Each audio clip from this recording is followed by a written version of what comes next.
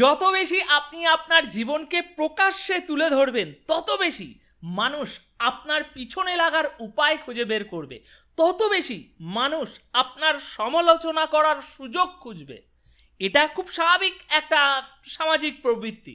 নিজেকে আড়ালে রাখা এবং শ্যাডোতে থেকে কাজ করার মধ্যে এক ধরনের বিশেষ শক্তি রয়েছে কিন্তু, যা আপনাকে গোপনে এগিয়ে যাওয়ার সুযোগ দেয়। নিজেকে আড়ালে রেখে চুপচাপ নিজের উন্নতির জন্য কাজ করা একটা দারুণ উত্তেজনাপূর্ণ বিষয় কিন্তু। কারণ আপনি জানেন যে যখন আপনি আবার সবার সামনে আসবেন, তখন আপনার পরিবর্তন দেখে সবাই একেবারে হতবাক হয়ে যাবে। আর মজার বিষয় হলো, যখন আপনি সত্যি এই পরিবর্তন করবেন, তখন অন্যদের কি মনে হচ্ছে তা নিয়ে আপনার একদমই চিন্তা হবে না। কারণ এই সময়ে আপনি যে শিখে যাবেন, আসলেই যেটা গুরুত্বপূর্ণ সেটা হচ্ছে আপনার নিজের মতামত। তাই আসুন দেখা যাক কি করে সঠিকভাবে এই কাজটি করা যায়। আমি মোট 3টে ধাপ খুব সহজভাবে এটা আপনাকে 3টে ধাপে বুঝিয়ে দেব। প্রথমত, কিভাবে নিজেকে আড়ালে রাখা যায়। দ্বিতীয়ত, আড়ালে থেকে কি কি কাজ করতে হবে। তৃতীয়ত, কিভাবে আবার সবার সামনে আসতে হবে। যদি এর যে কোনো একটা জিনিস ভুল করেন, বিশেষ করে শেষেরটা, তাহলে তা আপনার জন্য একটা মস্ত আফসোসের কারণ তৈরি করতে পারে। তাহলে চলুন শুরু করি। এখন প্রশ্ন হলো, সঠিকভাবে অদৃশ্য হতে হয় কিভাবে। প্রথমত, মুখ বন্ধ রাখুন। আপনার কথাই অনেক সময় আপনার ক্ষতি করে, যা আপনি নিজেও বুঝতে পারেন না। তাই এটাকে নিয়ন্ত্রণে রাখতে হবে। আপনার জীবনের ব্যাপারে আর কারোর সাথে খোলাখুলি কথা বলবেন না। পরিবার, বন্ধু বান্ধব, সহকর্মী, কারোর সাথেই না। শুধু একটি ব্যতিক্রম হতে পারে, আর সেটি হলো আপনার জীবন সঙ্গী। তাও সেটা তখনই যদি আপনি নিশ্চিত হন যে তিনি সত্যি চান আপনি সফল হন এবং সব কিছুতে জয়লাভ করুন। আশা করছি এখানে আপনার উত্তরটা হ্যাঁ হবে। তবে শুরুতে আপনার এই মুখ নিয়ন্ত্রণ করতে একটু কষ্ট হবে, এতে কিছুটা সময় লাগবে।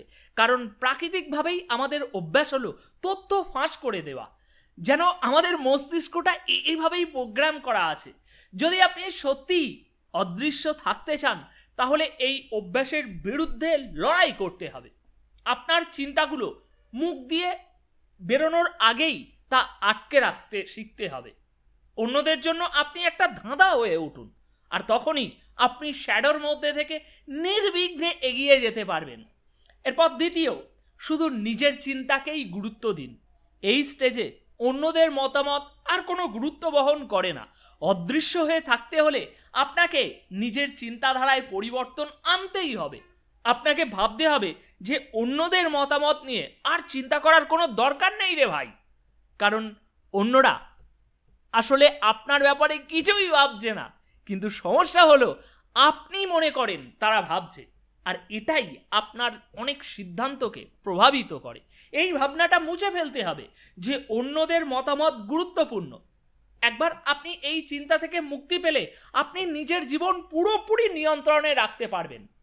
আপনাকে যা করতে হবে তা হলো নিজের মনের মধ্যে একটা নতুন চরিত্র তৈরি করা, যে চরিত্রটা আসলে আপনি নিজেই।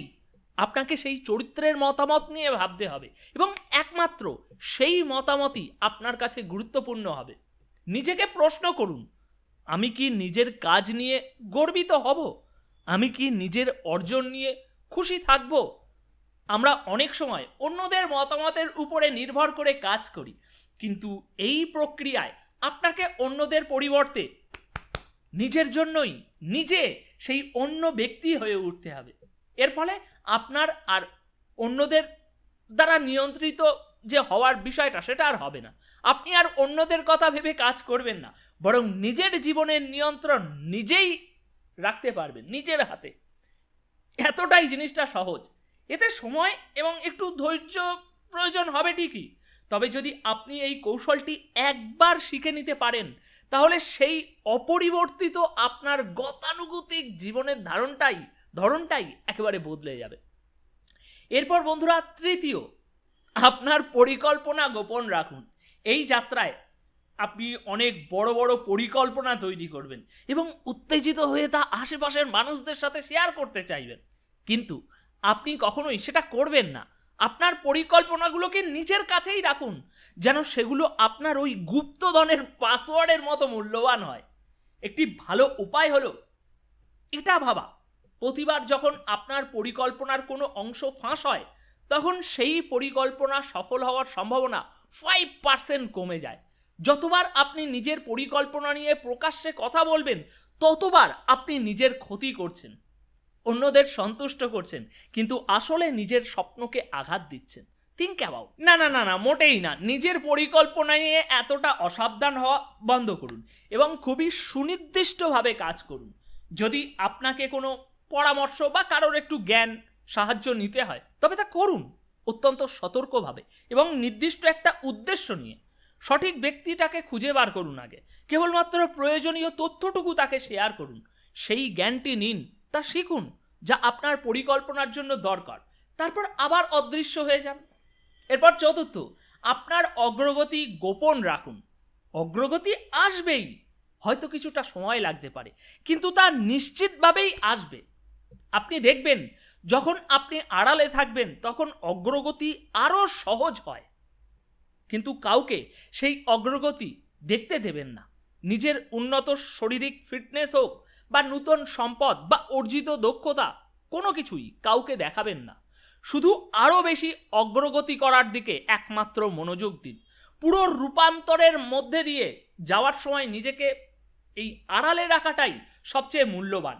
মাঝপথে যদি আপনি সেই পুরনো অভ্যাসে ফিরে যান, তাহলে আপনার করা সব অগ্রগতি নষ্ট হয়ে যেতে পারে এবং আপনাকে আবার সেই শুরু থেকে শুরু করার মতো হতে পারে। ওই সময় আপনার জীবনে যে পরিবর্তনগুলো ঘটছে তা শেয়ার করার স্বাভাবিক ইচ্ছা আপনার মধ্যে হতেই পারে, হবেই, কিন্তু আপনাকে সেই ইচ্ছা শক্তি দিয়ে সেই ইচ্ছাকে নিয়ন্ত্রণ করতে হবে। সেই শক্তি ব্যবহার করুন আপনার কর্মে আরও শক্তি যোগ করতে, আপনার প্রচেষ্টায় আরও জ্বালানি যোগ করতে। এই শক্তিকে পুনর্ব্যবহার করে আপনি আপনার যাত্রার পরবর্তী স্তরে পৌঁছাতে পারেন। আমাদের চ্যানেলে আমরা সবসময় এরকমই জীবনের লেভেল আপ নিয়ে কথা বলি, তাই এই যাত্রায় আমাদের সাথে থাকতে এবং নতুন কিছু শিখতে সবসময় ও আলোচনা এরকমই করতে আমাদের এই চ্যানেলটিকে অবশ্যই লাইক এবং একটু সাবস্ক্রাইব করে রাখবেন, যাতে পরবর্তী নিউ ভিডিওর আপডেটগুলো আপনারা জলদি জলদি পেয়ে যান। এরপর পঞ্চম, আপনার চোখের জল, রক্ত আর ব্যর্থতা গোপন রাখুন। আড়ালে থেকে কাজ করা, যাকে আপনি বিস্ট মুড বা মঙ্ক মুড যাই বলুন না কেন, এটা বাস্তবে খুব কঠিন। আপনি শারীরিকভাবে আঘাত পাবেন, মানসিকভাবে ক্লান্ত হবেন এবং হয়তো রক্ত ঝরবে বা কান্নাও আসতে পারে। এক একটি চ্যালেঞ্জ পার হওয়ার সময়, প্রতিটি ব্যর্থতার সময় আপনার প্রথম প্রবৃত্তি হতে পারে কাছের বন্ধুর কাছে অভিযোগ করা বা পরিবারের কাছ থেকে একটু সান্ত্বনা খোঁজা। ঠিক অনুমান করেছেন, এই সময়ে আপনাকে চুপ থাকতে হবে এবং রক্ত, ঘাম আর কান্না সব একাই মোকাবিলা করতে হবে। আপনার যাত্রা কঠিন মুহূর্তগুলো শুধুমাত্র আপনি নিজের অভিজ্ঞতাতেই রাখবেন। এই কষ্টের একমাত্র আপনি সাক্ষী থাকবেন, আর সেই সময়েই আপনার প্রকৃত শক্তি তৈরি হবে। বাতাসে চিৎকার করুন, চোখের জলকে অবাধে বইতে দিন, নিজের ক্ষত নিজেই সারিয়ে তুলুন, কিন্তু সবটাই হবে আড়ালে। কষ্টকে গ্রহণ করুন, এমনকি সেই কষ্টের মুখোমুখি হওয়ার জন্য সকল সময়ে প্রস্তুত থাকুন। এই অভিজ্ঞতাগুলোই আপনার একটা শক্তি এবং নূতন চরিত্র গড়ে তুলবে, যা আপনাকে আরও এক ধাপ উপরে নিয়ে যাবে। আর এই কষ্টের মুহূর্তগুলোতেই আপনার একটা নূতন রূপের জন্ম হবে, যেমনটা আমার হয়েছে। এটাই আসল বিস্ট মোড। আপনার সম্পূর্ণ রূপান্তরের জন্য এখন আপনি প্রস্তুত এই স্টেজে। এবার রূপান্তরের প্রথম ধাপ, আপনার লক্ষ্যগুলো নির্ধারণ করুন। আপনি কি পরিবর্তন করতে যাচ্ছেন? আপনি কিছু হয়ে উঠতে চাইলে সেই কিছুটা কি তা আগে কিন্তু স্পষ্টভাবে জানতে হবে। তাই পরিষ্কারভাবে সিদ্ধান্ত নিন, আপনি কি অর্জন করতে চান। আপনি কি শারীরিকভাবে একটা শক্তিশালী হতে চান যে মানুষ চিনতে পারবে না, কিংবা এমন একটা ব্যবসা শুরু করতে চান যা আপনাকে প্রচুর অর্থ এনে দেবে? সেটা যাই হোক না কেন আপনার লক্ষ্য, আপনি কি অর্জন করতে চান সেটা পরিষ্কারভাবে নির্ধারণ করুন, সেটা লিখে ফেলুন এবং এমন একটা জায়গায় রাখুন যেখানে আপনি প্রত্যেক দিন দেখতে পাবেন, শুরুতে অন্তত। কিন্তু মনে রাখবেন অন্য কেউ যেন তা দেখে না নেয়। এরপর দ্বিতীয়, আপনার পুরো জীবনকে আপনার লক্ষ্য অর্জনের দিকে কেন্দ্রীভূত করুন। আপনার প্রতিটি জাগ্রত মুহূর্ত যেন আপনার লক্ষ্যে পূরণের দিকেই এগিয়ে যায়। ওতে একেবারে মগ্ন হয়ে যান যত সময় না সফলতা আসছে। মনে রাখবেন এই জীবন আপনার একমাত্র সুযোগ। প্রতিটি নিঃশ্বাসকে এই লক্ষ্যে উৎসর্গ করুন। আপনি যা কিছু করবেন তা যেন আপনার উদ্দেশ্য পূরণের জন্য এবং লক্ষ্য অর্জনের জন্য সহায়ক হয়। যতদিন না আপনি সফল হচ্ছেন, এই একটা মন্ত্র। আপনার জীবনের প্রতিটি পদক্ষেপ এমনভাবে নিন যা আপনাকে সফল হতে সাহায্য করবেই করবে। যেমন একটা উদাহরণ দিচ্ছি, যেটা আমি লিখে রেখেছি। একটা অ্যাপার্টমেন্ট বা ঘর যেখানেই হোক, থাকার এমন একটা জায়গায় যান যা আপনার জিম বা এক্সারসাইজ ক্লাসের কাছাকাছি, অথবা এমন কোনো কোর্সে যোগ দিন যা আপনাকে আপনার লক্ষ্যের জন্য প্রয়োজনীয় দক্ষতা অর্জন করতে সহায়তা করবে। আপনার প্রতিদিনের সময়কে একটা টাইম বক্স পদ্ধতিতে ভাগ করুন, যাতে প্রতিদিন অন্তত কয়েক ঘন্টা আপনার এই রূপান্তরের জন্য কাজ করতে পারেন। একটি দিন সম্পূর্ণভাবে তারপর উৎসর্গ করুন আপনার এই পরিকল্পনা ও পর্যালোচনা করতে, সেটাকে আপডেট করতে এবং আপনার অগ্রগতি যে করছেন সেটা মূল্যায়ন করতে, এবং বড় লক্ষ্যগুলোকে ছোট আকারে পরিচালনাযোগ্যভাবে অংশ হিসাবে ভাগ করে নেওয়া। যা যা প্রয়োজন তার কোনো কিছুই করতে কখনো দ্বিধা করবেন না। এটা নিশ্চিত করুন আপনার প্রতিটি পদক্ষেপই আপনাকে আপনার লক্ষ্য পূরণের দিকে এগিয়ে নিয়ে যাচ্ছে। এরপর তৃতীয়, আপনার মনকে পুনর্প্রোগ্রাম করুন। প্রকৃত সুখ আসে যখন আপনি আপনার লক্ষ্যে সফল হন। আপনাকে এই আড়ালে থাকার প্রক্রিয়াটাকে ভালোবাসতে শিখতে হবে। আড়ালে থেকে সাফল্যের পথে এগিয়ে যাওয়ার আনন্দ উপভোগ করতে হবে। শুরুতে সব কিছুই একটা অদ্ভুত মনে হতে পারে, কিন্তু সময়ের সাথে সাথে আপনি এই কষ্ট, এই অদৃশ্যতাকে ভালোবাসতে শুরু করবেন, উপভোগ করতে শুরু করবেন। আপনাকে আপনার মনকে এইভাবে পুনর্প্রোগ্রাম করতে হবে। এটি আপনার ইতিবাচক পরিবর্তনের একটা গুরুত্বপূর্ণ অংশ হবে। তাই এই পরিবর্তনকে গ্রহণ করুন এবং এতে সহায়তা করুন, কারণ এটাই আপনাকে এক নূতন পথে এগিয়ে নিয়ে যাবে। এইভাবে যখন আপনার রূপান্তর সম্পূর্ণ হবে তখন আপনি আবার প্রকাশ্যে আসতে পারেন।